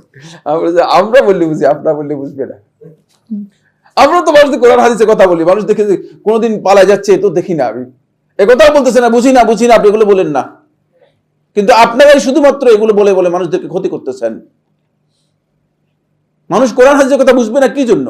আপনি বুঝাই বলেন, যেটা আপনার কাছে মনে হচ্ছে অনেক কঠিন সেটা বুঝাই বলেন, কিন্তু কোরআন হাদিসের কথা বাদ দিয়ে আল্লাহর সাথে এক্সক্লুসিভ বৈঠকের কথা, এগুলো কি আলোচনা করতেছে, এগুলো কি বলতেছে? কি করবেন? এটা হচ্ছে যারা মানে কিছুটা মানে পড়ালেখা করে মনে করেন এই ধরনের লোকদের বক্তব্য। আর বাকিদের তো গোল্লাই গেছে। এই সমস্ত বেদাতি মসজিদগুলো যেগুলো আছে সেগুলো তো আর বলারই কোনো অবকাশ নেই। বেদাতিরা তাদের মন মতো যাই মনে আসতেছে, মনে আসলেই বলে দিচ্ছে। কোরআন হাদিসে আছে কি নাই এটার চিন্তা করার তাদের সুযোগ নেই, দরকারও নেই। তারা মনে করছে দরকারও নেই, কারণ আমি বলছি না, মানে আলেম আমি বলছি তো যথেষ্ট। ফতোয়া ঠিক না, ফতোয়া হয়ে গেছে, কারণ আমি মুফতি। কি কিসের মুফতি সে তো জানে না, সে যে মুফতি হয়ে গেছে, ফলে সে যাই খুশি তাই বলে দিচ্ছে। খেয়াল রাখতে হবে যে উসুলের ব্যাপারে যদি কেউ বলে যে না এই ব্যাপারে ইখতিলাফ রয়েছে, বুঝতে হবে যে সে পথভ্রষ্ট, সে সালাফদের মানহাজের উপর নেই। ইমানের মৌলিক বিষয়গুলো একেবারে স্পষ্ট। ইমানের মধ্যে যখন সামনে আলোচনার মধ্যে আসবে, ইমানের মধ্যে যখন ইখতিলাফ, একজন এসে বলবে যে না ভাই এটা তো ইমানের মধ্যে আসতে পারে না। আরে আপনি ইমানের মধ্যে আসতে পারে কোনটা, কোনটা আসতে পারে না আপনি কিভাবে বুঝবেন? রাসূল সাল্লাল্লাহু আলাইহি ওয়াসাল্লাম সহিহ বুখারী হাদিসের মধ্যে বলছে যে হুব্বুল আনসার মিনাল ঈমান, আনসারদেরকে ভালোবাসা এটাও ঈমান। চিন্তা করেছেন? হাদিস, সহিহ বুখারী হাদিস, আনসারদেরকে ভালোবাসবেন এটাও ঈমান। ঈমান আপনাকে বুঝতে হবে। এই জন্য রাসূল সাল্লাল্লাহু আলাইহি ওয়াসাল্লামের কাছ থেকে ঈমানের সংজ্ঞা নিতে হবে, রাসূল সাল্লাল্লাহু আলাইহি ওয়াসাল্লামের কাছ থেকে ইসলামের সংজ্ঞা নিতে হবে। মন মতো কথা বলে মানুষদেরকে বিভ্রান্ত করে দেবেন, খবরদার। এগুলো এই কারণেই উসুলের ব্যাপারে যাদের জ্ঞান নেই তারা ইখতিলাফ বর্ণনা করলে বুঝতে হবে যে তারা সালাফদের মানহাজ থেকে বিচ্যুত বা বিচ্ছিন্ন হয়ে গিয়েছে। এরপরে যে বিষয়টি সেটা হলো এই সলফে সালিহিনদের আরেকটি গুরুত্বপূর্ণ দিক হচ্ছে তাদের মানহাজের বৈশিষ্ট্য হচ্ছে তারা নবী সাল্লাল্লাহু আলাইহি ওয়াসাল্লামের অবস্থা, নবী সাল্লাল্লাহু আলাইহি ওয়াসাল্লামের কাজ, নবী সাল্লাল্লাহু আলাইহি ওয়াসাল্লামের কথা এবং নবী সাল্লাল্লাহু আলাইহি ওয়াসাল্লামের সুন্নাহ সম্পর্কে তারা সবচেয়ে বেশি জ্ঞান রাখে এবং এর প্রতি সবচেয়ে বেশি ভালোবাসা তাদের রয়েছে। কারণ তাদের চর্চা হচ্ছে এটা। অন্যদেরকে দেখবেন যে মানে হুজুরের ফজিলত বর্ণনা করতেছে, হয়তো পীর সাহেব হুজুরের ফজিলত, অথবা বাবা হুজুরের ফজিলত, অথবা দাদা হুজুরের ফজিলত। কিন্তু সালাফদের মানহাজের মধ্যে আপনি দেখবেন যে নবী সাল্লাল্লাহু আলাইহি ওয়াসাল্লামের অবস্থান বর্ণনা করতেছেন, নবী সাল্লাল্লাহু আলাইহি ওয়াসাল্লামের কথা, নবী সাল্লাল্লাহু আলাইহি ওয়াসাল্লামের কাজ, নবী সাল্লাল্লাহু, যেহেতু আপনাকে আপনার প্রত্যেকটা কাজকে নবী সাল্লাল্লাহু আলাইহি ওয়াসাল্লামের সাথে আপনাকে, আপনার মডেল হচ্ছে নবী সাল্লাল্লাহু আলাইহি ওয়াসাল্লাম, আপনার প্রত্যেকটা কাজকে নবী সাল্লাল্লাহু আলাইহি ওয়াসাল্লামের কাজের সাথে মিলিয়ে দিতে হবে। নবী সাল্লাল্লাহু আলাইহি ওয়াসাল্লামের মডেলের সাথে যদি আপনার মডেল না মিলে তাহলে বুঝতে হবে যে আপনার এখানে ঘাটতি আছে, আপনার এই কাজের মধ্যে ঘাটতি আছে। এই জন্য সলফে সালেহিনদের মানহাজ, অন্যতম মানহাজ হচ্ছে তারা নবী সাল্লাল্লাহু আলাইহি ওয়াসাল্লাম এর অবস্থা সম্পর্কে তারা ভালো করে জানেন এবং নবী সাল্লাল্লাহু আলাইহি ওয়াসাল্লামের প্রতি তাদের সবচেয়ে বেশি ভালোবাসা রয়েছে। এই ভালোবাসা থাকার কারণে তারা নবী সাল্লাল্লাহু আলাইহি ওয়াসাল্লামের হাদিসের ব্যাপারে সহিহ হাদিস থেকে দাঈফ হাদিসকে আলাদা করার জন্য, দাঈফ হাদিস থেকে মিথ্যা হাদিসকে আলাদা করার জন্য তারা নিজেদের জীবনের পরিপূর্ণ মূল্যবান সময় পুরাটাই ব্যয় করেছেন। চিন্তা করুন, এমন সময় দিয়েছেন। কেন মানে এত হাদিসের পিছনে এত সময় দেওয়ার কারণ? নবী সাল্লাল্লাহু আলাইহি ওয়াসাল্লামের সমস্ত হাদিসগুলোকে যদি আমরা একসাথ করি তাহলে 4000-এর কাছাকাছি হবে, 3932-33 বা 4000, ধরেন 4000 সমস্ত কথাকে যদি মানে কম্পাইল করে এক ডিজাইনে নিয়ে আসি, বুঝতে পেরেছেন কিনা, মানে কম্পাইল করে সবটাকে এক ডিজাইনে নিয়ে আসি, এরকম হবে। তো এত সামান্য কথার জন্য এর মধ্যেই পুরাটাই দিন, কিন্তু এত কথার জন্য একজন দুইজন নয়, লক্ষ লক্ষ হাদিস, লক্ষ লক্ষ হাদিসের জ্ঞানীরা তারা নিজেদের গোটা জীবন ব্যয় করে দিয়েছে। কেন ব্যয় করেছেন? যাতে করে নবী সাল্লাল্লাহু আলাইহি ওয়াসাল্লামের বিশুদ্ধ কথাটা কিয়ামত পর্যন্ত আগত অনাগত উম্মতের কাছে পৌঁছতে পারে, উম্মতের কাছে আসতে পারে। এটা নবী সাল্লাল্লাহু আলাইহি ওয়াসাল্লামের ভালোবাসার দলিল। এই বিষয়ে এই জন্য শেখুল ইসলাম ইবনে তাইমিয়া রাহমাতুল্লাহি মাজু ফাতাওয়ার মধ্যে 4th খণ্ডের 51 পৃষ্ঠায় শেখুল ইসলাম রাহমাতুল্লাহি আলাইহি বলেন যে তারা ফাইন্নাহু মাতা কানা রাসূলুল্লাহ সাল্লাল্লাহু আলাইহি ওয়াসাল্লাম আকমালাল খালকি ওয়া আলামুহুম বিল হাকায়েক ওয়া আকওয়াহুম কাওলান ওয়া হালান লাজিমা আন ইয়াকুনা আলামান নাস বিহি আ'লামাল খালকি বিযালিকা ওয়া ইয়াকুনা আযমাহুম মুওয়াফাকাতান লাহু ওয়া ইক্তিদাআন বিহি আফদালাল খালক। যেহেতু রাসূলুল্লাহ সাল্লাল্লাহু আলাইহি ওয়াসাল্লাম তাদের কাছে এই সৃষ্টির মধ্যে সবচেয়ে সম্মানিত, সবচেয়ে মর্যাদাপূর্ণ এবং হাকিকতের ব্যাপারে, দ্বীনের মৌলিক বিষয়গুলোর ব্যাপারে সবচেয়ে বেশি জ্ঞানী, এই কারণে রাসূল সাল্লাল্লাহু আলাইহি ওয়াসাল্লামের অবস্থাকে তারা সবচেয়ে বেশি গুরুত্ব দিয়েছেন। কেন দিয়েছেন? যাতে করে রাসূল সাল্লাল্লাহু আলাইহি ওয়াসাল্লামের সাথে তাদের কি হতে পারে, তাদের রাসূল সাল্লাল্লাহু আলাইহি ওয়াসাল্লামের সাথে মুআফাকাত হতে পারে, রাসূল সাল্লাল্লাহু আলাইহি ওয়াসাল্লামের কাজের মধ্যে, কথার মধ্যে, রাসূল সাল্লাল্লাহু আলাইহি ওয়াসাল্লামের বলনে চলনে এবং অবস্থার সাথে তাদের অবস্থার মিল হতে পারে, নিজেদেরকে মিল দিতে পারে। এখানে আপনি যদি বিষয়গুলো না জানেন, তাহলে আপনি সালাফদের মানহাজ যদি না বুঝেন, তাহলে আপনি দেখবেন যে আপনি কোনোভাবেই রাসূলুল্লাহ সাল্লাল্লাহু আলাইহি ওয়াসাল্লামের ভালোবাসার দিকটাকে আপনি অগ্রাধিকার দিতে পারবেন না, এবং রাসূলুল্লাহ সাল্লাল্লাহু আলাইহি ওয়াসাল্লামের সাথে নিজের আমলটাকে কি করতে পারবেন না, মিলাতে পারবেন না। সালাফদের মানহাজের অন্যতম আরেকটি গুরুত্বপূর্ণ বিষয় হচ্ছে, এটা হলো 5 নম্বর, সালফে সালিহিনের মানহাজের অন্যতম বিষয় হচ্ছে তারা আকীদাকে অগ্রাধিকার দিবে এবং আকীদার প্রচার প্রসার তাদের কাছে সবচেয়ে বেশি গুরুত্ব পাবে আমলের চেয়ে। এখন একটা দুর্ভাগ্যের বিষয়, সেটা হলো এই আকীদার আলোচনার আগেই ইখতিলাফি মাসআলা নিয়ে আমাদেরকে প্রশ্ন করে, শেষ পর্যন্ত মানুষ কি করে দেয়, মানে ইখতিলাফ করে দূরে সরে যায়, অথবা ইখতিলাফি মাসআলাটা কি করে মানুষের মধ্যে আলোচনা করে। আমি মদিনাতে যতদিন ছিলাম কিছু চেষ্টা করেছি দ্বীনি দাওয়াতি কাজ করার জন্য যতটুকু সম্ভব। বিভিন্ন কোম্পানিতে বিভিন্ন জায়গায় আমি আলোচনা করতাম। তো এক কোম্পানিতে আমি আলোচনা করতাম, আমি আলোচনা করে আসছি, পরে সেখানে হয়তো মানে আমাদের মদিনা ইউনিভার্সিটির আরো কোনো এক আলোচক, কোন একজন দাঈ ইলাল্লাহ তিনি গিয়েছেন।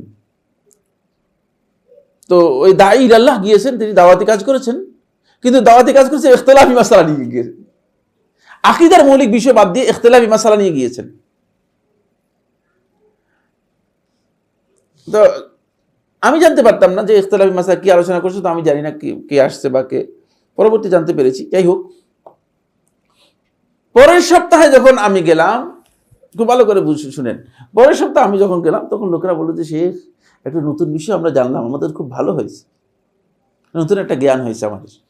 আমাদের কি জ্ঞান হয়েছে সেটা বলে যে কোনো কারণে যদি আমাদের স্ত্রী সহবাস হয়ে যায় অথবা কোনো কারণে যদি স্বপ্নদোষ হয়ে যায়, তাহলে আমাদের আর গোসল করতে হবে না।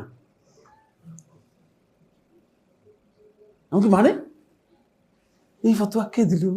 এই ফতোয়া তো মানে আজকে আপনাদের এখান থেকে মনে হয় জারি হয়েছে, এটা তো দুনিয়ার কোনো আলেম দিয়েছে আমি জানতাম না, এটা কেউ না আলেমে দিয়েছে। বললে হ্যাঁ, আমাদের এখানে গত অমুক দিন এক আলেম আসছেন, তিনি বলছেন যে মনি হচ্ছে ফাক, মনি হচ্ছে কি পাক। তো মনি পাক যে তিনি বলে বুঝিয়ে দিয়ে আসছেন সবাইকে, তোমার যে পাক জিনিস বের হলে তো আর গোসল ফরজ হবে না। সুতরাং মানে তারা কিন্তু এখান থেকে অর্থ নিয়ে ফতোয়া জারি করে দিয়েছে। আরে বাবা, ইখতিলাফি মাসআলা আলোচনা করতে গেলেন কেন? দাওয়াতি কাজে মানে খেয়াল রাখতে হবে, দায়ীদের বুঝতে হবে। সালাফদের মানহাজ এটা নয়। ইখতিলাফি মাসআলার ব্যাপারে কিয়ামত পর্যন্ত সিদ্ধান্ত হবে না। প্রচুর ভাই রয়েছেন, মানে মনে হচ্ছে ব্যবসার মধ্যে যে বহস করে কি করে দিবেন। আরে কিসের বহস করতেছেন আপনি? আপনি বলছে কি বহস করার জন্য? আপনি বহস করে কি করবেন? আপনি বহস করলে কি তার মানে তিনি যদি কোনো কারণে আপনার উপর জয়লাভ করে, আপনি কি তার দিন নিয়ে চলে যাবেন? তাহলে তো আপনি নিজের দিনের উপর নাই, হকের উপর নাই, ঠিক না? যিনি বহসের কথা বলছেন তিনি হকের উপর নেই। আমি যদি বলি যে বহস করেন, আসেন বহস করে, আপনি হক থেকে বাতিল হয়ে যাবেন, কারণ বহসের বিষয় নয় এটি। আমি হকের উপর আছে, আমার কাছে কোরআন সুন্নাহ দলিল আছে, আমি বহস করবো কি জন্য আপনার সাথে? আপনি যদি না, আপনার কাছে যদি কনফিউশন থাকে, আপনি জানার চেষ্টা করেন, আপনি জানার চেষ্টা করেন এই বিষয় সম্পর্কে। তখন আমি তাদেরকে বললাম, ওরা যে যিনি আপনাকে বলে গেছে যে মনি পাক, তার ওয়াজিব ছিল এ কথা বলে যাওয়া, মনি বের হলে গোসল ওয়াজিব হয়, কিন্তু তিনি বলে এটা বলেন নাই। কারণ বীর্যপাত হলে, বীর্য যদি বের হয় তাহলে গোসল ওয়াজিব হবে। কিন্তু মাসালা আপনাকে মনি পাক বলে গেছেন, আর আপনারা মনে করছেন যে যেহেতু মনি পাক, এটা বের হলে আর গোসল কি, গোসল তো দরকার নেই। আপনি তো পুরো ভুল অর্থ করে নিয়েছেন। খেয়াল রাখতে হবে যে সালফে সালিহিনের মানহাজ এটা নয়। প্রথমে গিয়ে ইখতিলাফি মাসআলা নিয়ে, এমন কি অনেক ভাই আছেন তিনি প্রথম এক জায়গায় গিয়েছেন, তিনি বুঝেন না যা সেখানে তিনি সেখানে কয়েকটা ইখতিলাফি মাসআলা আলোচনা করে দিয়ে আসছেন। ইখতিলাফি মাসআলার সমাধান সরাসরি হবে না, কারণ হচ্ছে এটা আজকে ইখতিলাফ হয়েছে কিনা, এটা এই মাসআলা কি আজকে ইখতিলাফ হয়েছে? যে সমস্ত মাসআলা ইখতিলাফ হয়েছে মনে করেন 1400 বছর আগে, সেই মাসালা আপনি এসে এখন আপনি সমাধান করে দিবেন এক কথায় না। এটার জন্য প্রয়োজন হবে মানুষের নলেজকে কি করতে হবে, বৃদ্ধি করতে হবে, মানুষের জ্ঞানকে বৃদ্ধি করতে হবে, যাতে করে তারা দলিল এর মধ্যে কোনটা দুর্বল কোনটা মানে সবল এটা বুঝতে পারে, কোনটা দলিলের যোগ্য কোনটা দলিলের যোগ্য নয় সেটা বুঝতে পারে। এটা সহজ বিষয় না, এটা আলোচনা করবেন আপনি, এটা পরের মাসআলা। কিন্তু সালফে সালেহিনদের মৌলিক কাজ ছিল, যেটা মৌলিক মানহাজ যেটা, সেটা হলো তারা আকীদার উপর দাওয়াত দিতেন। এই জন্য রাসূলুল্লাহ সাল্লাল্লাহু আলাইহি ওয়াসাল্লাম যখন সাহাবায়ে কেরামদেরকে পাঠিয়েছেন, তখন রাসূলুল্লাহ সাল্লাল্লাহু আলাইহি ওয়াসাল্লাম আকীদার ব্যাপারে কি করেছেন, ওসিয়ত করেছেন। যত জায়গায় দেখবেন রাসূলুল্লাহ সাল্লাল্লাহু আলাইহি ওয়াসাল্লাম আকীদার ব্যাপারে কি করেছেন, গুরুত্ব দিয়েছেন। এরপরে 6 নম্বর হচ্ছে সালাফদের মানহাজের অন্যতম আরেকটি গুরুত্বপূর্ণ দিক হচ্ছে সালাফদের মানহাজ মূলত মধ্যম পন্থাকে গ্রহণ করে। খুব ভালো করে খেয়াল করে, এটা খুবই গুরুত্বপূর্ণ বিষয়। ওয়াকাযালিকা জাআলনাকুম উম্মাতান ওয়াসাতা, আল্লাহ সুবহানাহু ওয়া তাআলা বলতেছেন যে ওয়াকাযালিকা জাআলনাকুম উম্মাতান ওয়াসাতা, আর অনুরূপভাবে আমি তোমাদেরকে পরিণত করেছি উম্মাতান ওয়াসাতা, ওয়াসাত মধ্যমপন্থী উম্মাহ। এখন মধ্যমপন্থীর মধ্যে একটা বড় ধরনের বিপদ লেগে গিয়েছে। মধ্যমপন্থা কাকে বলে সেটা অনেকে জানে না। আগে এই মধ্যমপন্থার মানে বিষয়টা আমি আপনাদেরকে বলার চেষ্টা করি। প্রথম কথা হচ্ছে উম্মাতান ওয়াসাতা, ওয়াসাত এর ব্যাখ্যার মধ্যে ইমাম বুখারী রাহিমাহুল্লাহ তাআলা তার কিতাবুত তাফসীরের মধ্যে বর্ণনা করেন, আবু সাঈদ খুদরী রাদিয়াল্লাহু তাআলা থেকে তিনি বলেন, রাসূলুল্লাহ সাল্লাল্লাহু আলাইহি ওয়াসাল্লাম বলেছেন, আল ওয়াসাতু হুয়াল আদলু।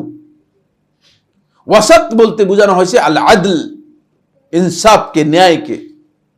এই জন্য ওয়াসাতের ভিত্তি হচ্ছে ন্যায়, আদল।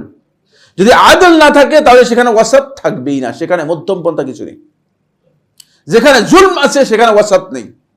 খুব ভালো করে খেয়াল করুন। ওয়াসাতের ভিত্তি হচ্ছে কি? ভিত্তি হচ্ছে এটা আদল থাকতে হবে, অবশ্যই আদলের উপর হতে হবে, জাস্টিস ইনসাফের উপর হতে হবে, ইনসাফ থাকতে হবে, ইনসাফের উপর ভিত্তি করে আদল হয়। এই জন্য এই উম্মতের অন্যতম গুরুত্বপূর্ণ বৈশিষ্ট্য হচ্ছে যে এই উম্মত মূলত ওয়াসাত, মধ্যমপন্থী হবে, এটার আদল থাকবে, এর মধ্যে কি থাকবে? আদল থাকবে, ইনসাফ থাকবে, সমতা থাকবে, জাস্টিস থাকবে। ওয়াসাত বিপরীত দুইমুখী জিনিসের মাঝে কোনোদিন কিয়ামত পর্যন্ত ওয়াসাত হয় না। দিন আর রাতের মধ্যে বলে যে মাঝখানে একটা আমরা মধ্যমপন্থী, তো আমরা দিনও মনে করি না রাতও মনে করি না, মানে এই মধ্যমপন্থীর কি নেই, কোথাও কোনো অস্তিত্ব নেই। হক আর বাতিলের মধ্যে মধ্যমপন্থী নেই। খুব ভালো করে খেয়াল করুন, কথা বুঝাতে পারতেছি কিনা। দুইটা ইজা কানাল আমরানি নাকিদাইন, যখন কোন একটা বিষয়, কোন দুইটা বিষয় যখন একটা আরেকটার বিপরীতমুখী হয় থাকে, এই বিপরীতমুখী বিষয়ের মধ্যে কোথাও ওয়াসাত নেই, কোথাও মধ্যমপন্থা হয় না। হক এবং বাতিলের মধ্যে কোনো মধ্যমপন্থা নেই, কুফর এবং ঈমানের মধ্যে কোনো মধ্যমপন্থা নেই, শিরক এবং তাওহীদের মধ্যে কোনো মধ্যমপন্থা নেই, রাত এবং দিনের মধ্যে কোনো মধ্যমপন্থা নেই। বুঝতে পেরেছেন? এগুলোর মধ্যে আপনি যদি মধ্যমপন্থী, আমরা মধ্যমপন্থী, তো এখন একদল নতুন ডিজাইনের লোক বের হয়েছে, তারা বলে যে হ্যাঁ অসুবিধা নেই, এটাও চলে ওইটাও চলে, যেহেতু মধ্যমপন্থাটা ভালো। হক এবং বাতিলের মাঝখানে কি মধ্যমপন্থা আবিষ্কার করতেছেন? এটা মুতাজিলাদের বক্তব্য। মুতাজিলারাই কেবলমাত্র সর্বপ্রথম আকল দিয়ে এই রাস্তা বের করেছে, বলছে যে ঈমান আর কুফরের মাঝখানে যদি একটা ছোট্ট একটা করিডোর বের করা যায়, ঈমান আর কুফরের মাঝখানে কি একটা করিডোর বের করা যায়। কি করিডোর এটা? বললো যে এটার নাম হচ্ছে মানজিলাতুন বাইনাল মানজিলাতাইন, এটার নাম হচ্ছে মানজিলাতুন বাইনাল মানজিলাতাইন। ঈমানও না, কি জানে, কুফরিও না। বলছে এরকম আমরা কাফেরও বলবো না, এরকম আমরা ঈমানদার বলবো না, যে মাঝখানে আছে। এই সর্বপ্রথম কারা আবিষ্কার করছে? আকল দিয়ে যে যারা বেশি বিবেচনা করেছে, মুতাজিলা সম্প্রদায় এই কাজটি আবিষ্কার করেছে। খেয়াল রাখতে হবে যে ওয়াসাত, দুইটি বিপরীতমুখী জিনিসের মাঝে ওয়াসাত বলতে কিছু নেই, মধ্যমপন্থা নেই। মধ্যমপন্থা হচ্ছে, আবার বলছি, মধ্যমপন্থা হচ্ছে হয়তো দুইটি বিষয় যখন আপনাকে সমানভাবে আপনাকে চুজ করার জন্য, আপনাকে চয়েস করার জন্য অথবা গ্রহণ করার জন্য সুযোগ দিয়েছে, সেই ক্ষেত্রে আপনি মধ্যমপন্থা অবলম্বন করবেন। অথবা যেই কাজের মধ্যে সীমালঙ্ঘন আছে, বাড়াবাড়ি আছে অথবা ছাড়াছাড়ি আছে, এই দুইয়ের মাঝে যদি আপনি অবস্থান গ্রহণ করেন, সেটাতে মধ্যমপন্থা। এবার আসুন, এই মধ্যমপন্থাকে রাসূল সাল্লাল্লাহু আলাইহি ওয়াসাল্লাম কিভাবে আমাদেরকে করেছেন, কোন দিক থেকে এই মধ্যমপন্থাটা এসেছে। আসুন, এই মধ্যমপন্থার কাজ হচ্ছে রাসূলুল্লাহ সাল্লাল্লাহু আলাইহি ওয়াসাল্লাম এবং কোরআনের অন্য আয়াতের মধ্যে আল্লাহ তাআলা বলে দিয়েছেন। এটার কাজ হচ্ছে এই যে মধ্যম পন্থাটা হচ্ছে যার মধ্যে মানুষের জন্য কল্যাণ আছে, সেটা হচ্ছে মধ্যম পন্থা। যেখানে মানুষের জন্য কল্যাণ নেই সেটা মধ্যম পন্থা হয় না। ফলে কল্যাণের কাজ যেগুলো আছে আল ওয়াসাতিয়া, মধ্যম পন্থার আরেক পরিচয় হচ্ছে খায়রিয়া। এই জন্য আল্লাহ তাআলা বলেছেন কুনতুম খায়রা উম্মাতিন উখরিজাত লিন-নাস। এই উম্মতকে আল্লাহ তাআলা ওই আয়াতের মধ্যে বলেছেন উম্মতে ওয়াসাত করেছেন, আবার এই আয়াতের মধ্যে বলেছেন কুনতুম খায়রা উম্মাতিন, তোমাদেরকে খায়রা উম্মত, উত্তম জাতিতে তোমাদেরকে পরিণত করা হয়েছে, ভালো উম্মত করা হয়েছে। কেন উত্তম জাতি করা হয়েছে? যেহেতু তাদের মধ্যে কল্যাণ আছে। এজন্য মধ্যম পন্থার, যদি কেউ মধ্যম পন্থার ব্যাপারে জাস্টিসের অনুসরণ করে, তাহলে সে মানুষের কল্যাণের জন্য যে কাজ আছে সেই কাজগুলো করবে। আর এটার পদ্ধতি কি? পদ্ধতি রাসূলুল্লাহ সাল্লাল্লাহু আলাইহি ওয়াসাল্লাম শিখেছেন। উম্মুল মুমিনিন আয়েশা রাদিয়াল্লাহু তাআলা বলেন, তিনি বলেন মা খুয়্যিরা রাসূলুল্লাহ সাল্লাল্লাহু আলাইহি ওয়াসাল্লাম বাইনা আমরাইন ইল্লা ইখতারা আইসারাহুমা। রাসূলুল্লাহ সাল্লাল্লাহু আলাইহি ওয়াসাল্লামকে যখনই কোনো দুইটি বিষয়ের ব্যাপারে ইখতিয়ার দেওয়া হতো, বলতে যে এটা করবেন না এটা করবেন, তখন রাসূলুল্লাহ সাল্লাল্লাহু আলাইহি ওয়াসাল্লাম ইখতারা আইসারাহুমা, যেটা সহজ সেটা গ্রহণ করতেন। সুবহানাল্লাহ। এটা নিজের জন্য নয়, উম্মতের জন্য। যখন উম্মতের জন্য রাসূল সাল্লাল্লাহু আলাইহি ওয়াসাল্লামকে ইখতিয়ার দিতেন, রাসূলুল্লাহ সাল্লাল্লাহু আলাইহি ওয়াসাল্লাম নিজের জন্য যেটা ইখতিয়ার করেছেন সেটা ভিন্ন, কিন্তু উম্মতের জন্য আল্লাহ নবী সাল্লাল্লাহু আলাইহি ওয়াসাল্লাম ইখতিয়ার করেছেন যেটা সহজ সেটা। এই সহজটা হচ্ছে মূলত মধ্যম পন্থা। এই কারণেই ইসলামের আরেকটি পরিচয় হচ্ছে আদ-দীনু ইউসরুন, ইসলাম হচ্ছে সহজ। ইসলাম হচ্ছে সহজ। এই মধ্যম পন্থার মধ্যে আসুন, শেখুল ইসলাম ইবনে তাইমিয়া রাহমাতুল্লাহি আলাইহি মাজমু ফাতাওয়ার মধ্যে এই বিষয়ে বিস্তারিত আলোচনা করেছেন শেখুল ইসলাম রাহমাতুল্লাহি আলাইহি। মধ্যম পন্থা আহলুস সুন্নাত ওয়াল জামাত হচ্ছে মধ্যম পন্থা, বাইনাল মিলাল, সমস্ত মিল্লাতের একেবারে মধ্যমপন্থী হচ্ছেন আহলুস সুন্নাহ ওয়াল জামাআহ বা ইসলাম। ইসলামের অনুসারী যারা আছে তারা, মুসলিমরা ইসলামের দিক থেকে ইহুদিদের দিনের মধ্যে যাবেন, তাহলে আপনি দেখবেন যে মূলত আহলুল ইসলাম যারা ইসলামের অনুসারী তারা মিল্লাতের দিক থেকে মধ্যমপন্থী। ইহুদিরা নিজেরা নিজেদের উপর জুলুম করে, নিজেদের দিনের মধ্যে নিজেরা বাড়াবাড়ি এমনভাবে করেছে যে তাদের তওবা করতে হতো, নিজেদেরকে হত্যা করতে হতো। তওবা করতে কিভাবে? নিজেকে হত্যা করে দিলে তারপরে তওবা। আল্লাহ রক্ষা করেছে, তাহলে আমাদের কেউ আর তওবা করতে পারতাম না। আমরা বললাম বাদ যান তওবা আপনার, আগে নিজে বাঁচি। তাদের কোনো কারণে যদি শরীরের মধ্যে ময়লা লেগে যেত, ওই জায়গা কেটে আলাদা করে দিত পবিত্রতার জন্য। কঠিন করতে করতে তারা এত কঠিন করেছে দিনটাকে। ফাবিজুল মিনাল্লাযিনা হাদু, কোরআনে একবারে স্পষ্ট আছে। ইহুদিদের নিজেদের জুলুমের কারণে আল্লাহ তাআলা কি করেছেন? তাদের উপর কঠিন করে দিয়েছেন। তারা নিজেদের উপর নিজেরা কঠিন করে নিয়েছে। আল্লাহ তাআলা আল্লাহর দ্বীনের মধ্যে এগুলো কঠিন করেন নাই মূলত। আবার খ্রিস্টানদের পুরো উল্টা। যদি আপনি দুইটা থাপ্পড় দেন, প্রতিশোধ নিতে পারবে না। ভালো করছেন, ভালো করছেন, আমার দুইটা থাপ্পড় দিচ্ছেন, আর একটা দিলেও দিতেন। তাদের অবস্থা এমন ছিল যে তারা অপবিত্র যত জিনিস আছে শেষ পর্যন্ত শুকর পর্যন্ত খাওয়া শুরু করছে। শেষ পর্যন্ত মদ তাদের পবিত্র পানীয় হিসেবে বলতেন না, মদের মাধ্যমে তারা একজন লোককে ব্যাপটিস্ট করে, একজন লোককে খ্রিস্টান বানায় মদ খাওয়ানোর মাধ্যমে। বুঝতে পেরেছি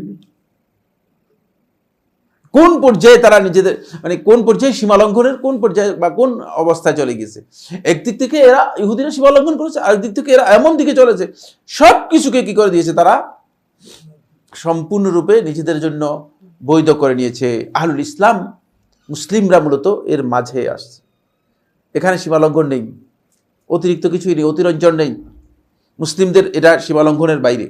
2 নম্বর হচ্ছে ঈমানের, মুসাম্মাল ঈমানের ক্ষেত্রে আহলুস সুন্নাত ওয়াল জামাত যারা সালাফদের মানহাজের উপর আছেন, তাদের মধ্যে মধ্যম পন্থা তারা অবলম্বন করেছে। কি মধ্যম পন্থা অবলম্বন করেছে? মুসাম্মাল ঈমান, ঈমানের ক্ষেত্রে। কারণ একদল বলছে যে শুধুমাত্র অন্তরে বিশ্বাস করলেই শেষ, ঈমানদার হয়ে গেছে, আর ঈমান ইটের মতো শক্ত, বুঝলেন না, আর ভাঙবেও না, কিচ্ছু না। এটা অনেক বেশি সীমালঙ্ঘন করেছে মুসাম্মাল ঈমানের ক্ষেত্রে। আরেক দল বলেছে যে না, যদি সগীরা গুনাহ করেন ইমানদার না, আপনি কাফের, বেঈমান, সীমা লঙ্ঘন করেছে। আর আহলুস সুন্নাহ ওয়াল জামাত মূলত এর মধ্যে মাঝখানে এসেছে, তাদের ওয়াসাতিয়ত হচ্ছে এই মাঝখানে, যে ঈমানের ক্ষেত্রে যদি আপনি কবিরা গুনাহ করেন তাহলে আপনি কাফের হয়ে যাবেন না, যতক্ষণ পর্যন্ত আপনি কুফরি যেগুলো ঈমান নষ্ট করে এমন কাজে লিপ্ত না হবেন। কিন্তু অবশ্যই আপনার ঈমানটা কি হবে? দুর্বল হবে, কমে যাবে। ঈমান আপনার কমবে এবং বাড়বে। ভালো কাজ করলে ঈমান বাড়বে, খারাপ কাজ করলে ঈমান কমবে। এরপরে আল্লাহ রাব্বুল আলামিনের নামের ক্ষেত্রে আহলুস সুন্নাহ ওয়াল জামাত ওয়াসাত মা বাইনাল আহলি তা'তিল আল জাহমিয়া ওয়া আহলি তামসিল আল মুশাব্বিহা, জাহমিয়া এবং মুশাব্বিহাদের মাঝামাঝি। জাহমিয়া সম্প্রদায় হচ্ছে যে আল্লাহ তাআলার কোনো নাম গুণ বলতে কিছু নেই, আল্লাহ তাআলার জন্য নাম গুণ সাব্যস্ত করা যাবে না, বলে সাব্যস্ত করলে তো আল্লাহ তাআলা আমাদের মতোই হয়ে যাবে। আর মুশাব্বিহা সম্প্রদায় বলছে না, আল্লাহ তাআলা আসলেই তো একটা, আল্লাহ তাআলা যেহেতু সত্তা আছে তার সবকিছু মানুষের মতোই। যেহেতু আল্লাহ তাআলা হাদিসের মধ্যে বলেছেন যে খালাকাল্লাহু আদম আলা সূরাতিহি, আল্লাহ তাআলা আদমকে তার আকৃতিতে তৈরি করছেন। বলছে আদমের যেমন আকৃতি আছে আল্লাহরও এরকম, আল্লাহর সবকিছু এরকম আছে, ডিজাইন করা আছে। নাউযুবিল্লাহি মিন যালিক। আহলুস সুন্নাহ ওয়াল জামাত এই দুইয়ের মাঝে মধ্যম পন্থা অবলম্বন করেছেন। আল্লাহ তাআলার আকার আকৃতি, আল্লাহ রাব্বুল আলামিন সত্তা তার সাব্যস্ত হয়েছে, সত্তার আকৃতি সাব্যস্ত হয়েছে, কিন্তু সেটা কেমন এটা আমরা জানি না। আর আল্লাহ রাব্বুল আলামিনের জন্য দেহ, অবয়ব, এগুলো কাঠামো সাব্যস্ত করা জায়েজ নেই, যেটা আল্লাহ তাআলা নিজের জন্য সাব্যস্ত করেন নাই। তবে আল্লাহ রাব্বুল আলামিনের সিফাত যেগুলো আছে সেগুলো অবশ্যই কি করতে হবে? আমাদেরকে সাব্যস্ত করতে হবে। আহলুস সুন্নাহ ওয়াল জামাত আফআলুল ইবাদ, বান্দার কাজের ব্যাপারে আমাদের সকলের প্রশ্ন, অনেক লম্বা আলোচনা, এটা খুব গুরুত্বপূর্ণ আলোচনা ছিল, কিন্তু আমরা শেষ করে দিতে চাচ্ছি সামনের আলোচনা যাওয়ার জন্য। বান্দার কাজ এই যে আমরা যে সমস্ত কাজ করতেছি, এখানে আহলুস সুন্নাহ ওয়াল জামাত মধ্যম পন্থা অবলম্বন করেছেন। একদল বলতেছে যে বান্দার কাজ বলতে আবার কি বুঝাচ্ছেন আপনি? বান্দা আবার কাজ আল্লাহ তাআলা ডিজাইন করে দিয়েছেন, এটা বান্দা শুধুমাত্র কি করতেছে? আল্লাহ রাব্বুল আলামিন রিমোট আল্লাহর হাতে, বলছে রিমোটটা রেখেছেন আল্লাহ, আমাকে এভাবে ঘুরাচ্ছেন, আমি ঘুরতেছি শুধু, এটা আল্লাহই ঘুরাচ্ছে, আল্লাহই করাচ্ছে। বলে আমি কুফরি করছি, জি এটা আল্লাহ তাআলার পক্ষ থেকে, আমি শিরক করতেছি, এটা আল্লাহ তাআলাই করাচ্ছেন আমাকে, সবটা আল্লাহ তাআলার কাছে। নাউযুবিল্লাহ। এরা হচ্ছে জাবরিয়া সম্প্রদায়। আর কাদরিয়া সম্প্রদায় বলতেছে না, বলে মানুষের কাজের মধ্যে আল্লাহর কোনো ক্ষমতাই নেই, মানুষ নিজের মতো মন মতো করতেছে, মানুষ তার ইচ্ছা মতো যাই খুশি তাই করতে পারে, মানুষের স্বাধীন ইখতিয়ার আছে, স্বাধীনভাবে তাকে করতে দিয়েছে, সে তার মতো করতেছে। বলছে যদি মানুষের স্বাধীন ইখতিয়ার না থাকে তাহলে তাকে আল্লাহ তাআলা শাস্তি দিবে কেন? তাদের যুক্তি আছে, অনেক দীর্ঘ যুক্তি আছে। আহলুস সুন্নাহ ওয়াল জামাত হচ্ছে এদের মাঝে, এই দুই দলের মাঝে, কাদরিয়া এবং জাবরিয়াদের মাঝে। তারা আল্লাহ রাব্বুল আলামিনের ইচ্ছার এবং সৃষ্টির প্রভাব মানুষের আমলের মধ্যে আছে এটাকে স্বীকার করে, কিন্তু বান্দারও এখানে ইখতিয়ার আছে এটাকেও স্বীকার করে। কারণ বান্দার একেবারেই ইখতিয়ার না থাকলে বান্দারকে শাস্তি দেওয়ার অর্থ হতে পারে না। অবশ্যই বান্দার কি রয়েছে? একটা ইখতিয়ার আল্লাহ তাআলা বান্দাকে এখানে দিয়েছেন। আচ্ছা, এরপরে সাহাবায়ে কিরামদের ব্যাপারে আহলুস সুন্নাহ ওয়াল জামাত ওয়াসাত মা বাইনা আর রাওয়াফিদ ওয়াল খাওয়ারিজ, রাফিদি এবং খারিজিদের মাঝামাঝি। খারিজিরা যারা আছে তারা সীমালঙ্ঘন করেছে সাহাবায়ে কিরামদের ব্যাপারে। রাফিজি যারা আছে তারা সাহাবায়ে কিরামদের সবাইকে কাফের বলেছে, আর আরেক দল আছে সাহাবায়ে কিরামদের ব্যাপারে তারা এমন সীমালঙ্ঘন করেছে যে বলছে না, সাহাবায়ে কিরামদের মধ্যে মানে সাহাবীরা যারা ছিলেন তারা মূলত রাসূল সাল্লাল্লাহু আলাইহি ওয়াসাল্লাম যেভাবে আমানত রেখে গেছেন সেই আমানতগুলো ঠিক রাখেননি। নাউযুবিল্লাহি মিন যালিক। সাহাবায়ে কিরামদেরকে বিভিন্ন জনকে বিভিন্নভাবে তাকফির করেছেন। আহলুস সুন্নাহ ওয়াল জামাত রাফিদি এবং খারিজিদের মাঝামাঝি। সাহাবায়ে কিরামদেরকে ভালোবাসেন, সাহাবায়ে কিরামরা দ্বীনের ব্যাপারে তারা যেটা অবদান তাদের স্বীকার করেন, কিন্তু সাহাবায়ে কিরামদেরকে একেবারেই নিষ্কলুষ বা নিষ্পাপ মনে করেন না। আপনারা আবার এখান থেকে মনে করেন না যে মানে সাহাবায়ে কিরামদের নিষ্পাপ মনে করেন না মানে কি? মানে সাহাবায়ে কিরামদেরকে দোষ ত্রুটি বর্ণনা করেন? নাউযুবিল্লাহি মিন যালিক। যেহেতু সাহাবায়ে কিরাম মানুষ ছিলেন তাহলে তাদের দোষ ত্রুটি হওয়ার কি রয়েছে? সম্ভাবনা আছে। মানে নিষ্কলুষ নিষ্পাপ নবীদের মতো তাদেরকে আল্লাহ তাআলা হেফাজত করেছেন এমনটি মনে করেন না। কিন্তু এর অর্থ এই নয় যে সাহাবায়ে কেরামদেরকে তানকিস করা হবে, সাহাবায়ে কেরামদেরকে ছোট করে দেখা হবে, কারণ সাহাবায়ে কেরামদেরকে ছোট করে দেখানোর কোনো সুযোগ নেই। আহলুস সুন্নাত ওয়াল জামাতের আরেকটি দিক হচ্ছে তারা দানের ক্ষেত্রে এবং অর্থনৈতিক ক্ষেত্রে তারা ইসরাফ, তাবযির, মানে অতিরিক্ত খরচ, অতিরিক্ত অপচয়, অপব্যবহার, এগুলো থেকে ওয়াত তাকতির, একেবারেই খরচ না করা থেকে তারা কি মধ্যম পন্থা অবলম্বন করেন। ওয়াল্লাযীনা ইযা আনফাকু লাম ইউসরিফু ওয়া লাম ইয়াকতুরু ওয়া কানা বাইনা যালিকা কাওয়ামা। লাম ইউসরিফু, ইসরাফও করবে না। এখন আমরা যখন ইসরাফের ব্যাপারে বলি যে ভাই ইসরাফ করেন না, তখন দেখা যায় যে বাসায় গিয়ে মানে আমাদের জন্য নাস্তা নিয়ে আসছে, চা আর বুঝি না টোস্ট বিস্কুট। আমাদের এই ঘরানার লোকদের বেশিরভাগ এই ধরনের আইব পাওয়া যায়, বুঝতে পেরেছেন? আপনারা রাগ করতেছেন আমার উপর? হ্যাঁ, অন্যরা একটু অন্যদের সাথেও দেখেন, অন্যদের সাথেও ঘোরাফেরা করেন, দেখেন যে কি মানে কি ধরনের রাস্তা করায়, কি ধরনের করে, একটু দেখেন না ঘুরে টুরে, কিছু জ্ঞান হোক আপনাদের। যেহেতু মানে অনেক এখানকার আলেমরা যেহেতু কন্ট্যাক্ট করে যায় না, তখন দেখা যায় যে একজন আলেমকে নিয়ে গেছে, একজন আবার বলতেছে মানে আমি নিয়ে গিয়েছি যে খরচ, মানে ড্রাইভার বলতেছে যে দেখেছে উনাকে যে টাকা দিয়েছে এর অর্ধেক। যদি আসা যাওয়া তো তার এই লোকটার, হ্যাঁ আপনি যদি নিয়ে যান আর নিয়ে আসেন তাহলে টাকা না দিলেও হয়তো তিনি আল্লাহ, তার পরিশ্রম আল্লাহ। কিন্তু যখন তার পকেট থেকে টাকা দিয়ে, সবাই আবার সমান নয়, পার্থক্য রয়েছে, তার নিজের পকেট থেকে টাকা দিয়ে বললেন না, তিনি একদিন গেলেন, 2 দিন গেলেন, 3 দিন যেতে পারবেন না, ঠিক না? দাওয়াতি কাজও হবে না, দাওয়াতি কাজ হবে না। কিন্তু এই লোকগুলোর মধ্যে যখন ইসরাফের কথা আলোচনা হয় তখন তারা মনে করছে বাবা ইসরাফ করবো কেন আমরা? একজন তো বলতেছে ঘরে কি সে খাট কিনা জায়েজ হবে কিনা, আমার বলছে না, খাট না কিনে ঘরের মধ্যে আপনি গর্ত করে ফেলেন, গর্ত করে সেখানে থাকেন, খাট কিনবেন কেন? বুঝতে হবে, বুঝলেন না? ইসলাম মানুষদেরকে ছোট করে না, ইসরাফের অর্থ বুঝতে হবে আপনাকে। যেখানে যেই সম্মান সেখানে সেই সম্মান রেখে তারপরে ইসরাফ, অতিরিক্ত করার নাম হচ্ছে ইসরাফ। বুঝতে পেরেছেন? মেহমান এসেছে ইব্রাহিম আলাইহিস সালামের কাছে, 2 জন বা 3 জন, আপনার কোরআনের মধ্যে দেখবেন। মেহমানের জন্য ফাজাআ বিইজলিন হানিদ, একটি বড় গরু বাছুর গুড়াটা ভাজি করে নিয়ে এসে দিয়েছে। ইসরাফ করছে নাকি? এটা কোরআনে বুঝতে আসছে। বুঝতে হবে, মেহমানের সম্মান বুঝতে হয়। বুঝতে পেরেছেন কিনা? আহলুস সুন্নাত ওয়াল জামাত ইসরাফও করবে না, অতিরিক্ত অপচয় করবে না, আবার কি করবে না, আবার মানে একেবারেই এটা কুঞ্জুসির শেষ, এর নাম দিয়েছি। এর আমরা মানে ছোটবেলা যখন মাদ্রাসায় পড়তাম তখন বুঝতে, কুঞ্জুস মাখি চুস। মাখি তো বুঝেন, মাছি, মানে মধুর মধ্যে বাসি পড়ে গেছে, এখন মধুটা উদ্ধার করবে কিভাবে বাসি থেকে? তখন বাসিটাকে চুষে মধুটা উদ্ধার করতেছে। বুঝতে পেরেছেন? বলছে আরে আমার তো মধু অনেক খেয়ে ফেললো। এগুলো ইসলামের পদ্ধতি নয়। কানা বাইনা যালিকা কাওয়ামা, এই দুইয়ের মধ্যে মধ্যম পন্থা অবলম্বন করুন। বুঝলেন? একেবারে দিতে দিতে বললেন না, নিজে ফকির হয়ে গেলেন, আবার একবার রাখতে এইভাবে এমন যে মানে হাত থেকে পানি পড়ে না, এইভাবে করার আল্লাহ তাআলা কোরআনের মধ্যে নিষেধ করেছেন। কোরআনের মধ্যে নিষেধ করেছেন, এগুলো কোরআনের মধ্যে আছে। অনেক লম্বা আলোচনার জন্য শেষ করে দিব। এরপরে পয়েন্ট হচ্ছে যেটা আহলুস সুন্নাত ওয়াল জামাত হচ্ছে ওয়াসাতুন ফি হুব্বিস সালিহিন, সৎ কর্মশীলদের ভালোবাসার ব্যাপারে তারা সুফিদের সীমালঙ্ঘন আর মুতাজিলা এবং আকলানি যারা আছে তাদের মানে ঔদ্ধত্য থেকে মাঝামাঝি অবলম্বন করে থাকে।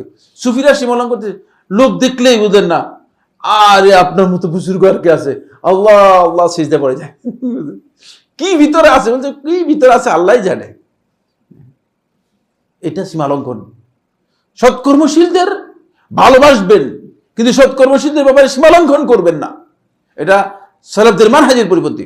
আবার আরেক দল আছে যে তারা বিবেক বিবেচনা, শুধুমাত্র বিবেক খাটে বলে, আর তার কিসের মানে কোনো ব্যক্তিরই কোনো মর্যাদা নেই, কোনো ব্যক্তিরই কোনো কিছুই নেই, তাকে মর্যাদা দেখানোর কি আছে, তার কি গুরুত্ব? খেয়াল রাখতে হবে যে আল্লাহ সুবহানাহু ওয়া তাআলা সৎকর্মশীলদের সম্মানের কথা বলেছেন, মর্যাদার কথা বলেছেন। সুতরাং একদল লোকের মর্যাদা আল্লাহ তাআলা যাদেরকে মর্যাদা দিয়েছেন তাদেরকে আপনি তাচ্ছিল্য করতে পারবেন না। এর মাঝামাঝি হচ্ছে আহলুস সুন্নাত ওয়াল জামাত মধ্যমপন্থা অবলম্বন করেছেন। সেটা হচ্ছে আহলুস সুন্নাত ওয়াল জামাত সৎকর্মশীলকে ভালোবাসেন কিন্তু মাবুদ মনে করেন না, তাদেরকে উপাস্য মনে করেন না, তাদেরকে ভালোবাসেন, তাদের সম্মান তাদের দিয়ে থাকেন।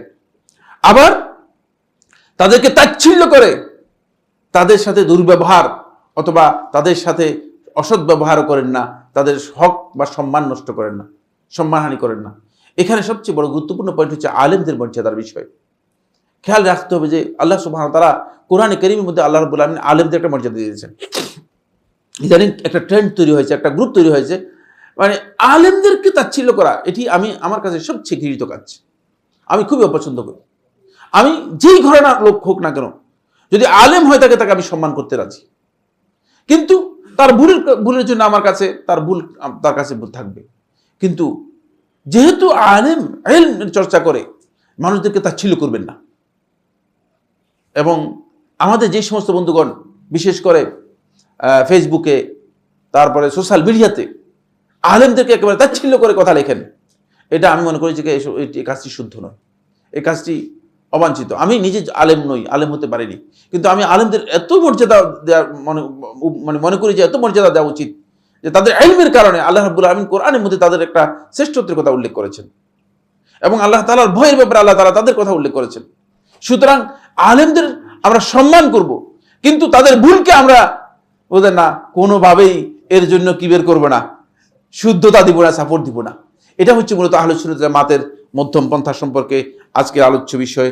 আল্লাহ সুবহানাহু ওয়া তাআলা আমাদের সবাইকে যেভাবে মধ্যমপন্থী হওয়ার জন্য আল্লাহ তাআলা বলেছেন, যেভাবে আল্লাহ তাআলা উম্মতকে মধ্যমপন্থী করেছেন, আমাদেরকে সেভাবে মধ্যমপন্থী হওয়ার তৌফিক দান করুন। হাযা সুবহানাকাল্লাহুম্মা ওয়া বিহামদিকা আশহাদু আল্লা ইলাহা ইল্লা আনতা আস্তাগফিরুকা ওয়া আতুবু ইলাইক। আসসালামু আলাইকুম ওয়া রাহমাতুল্লাহি ওয়া বারাকাতুহু।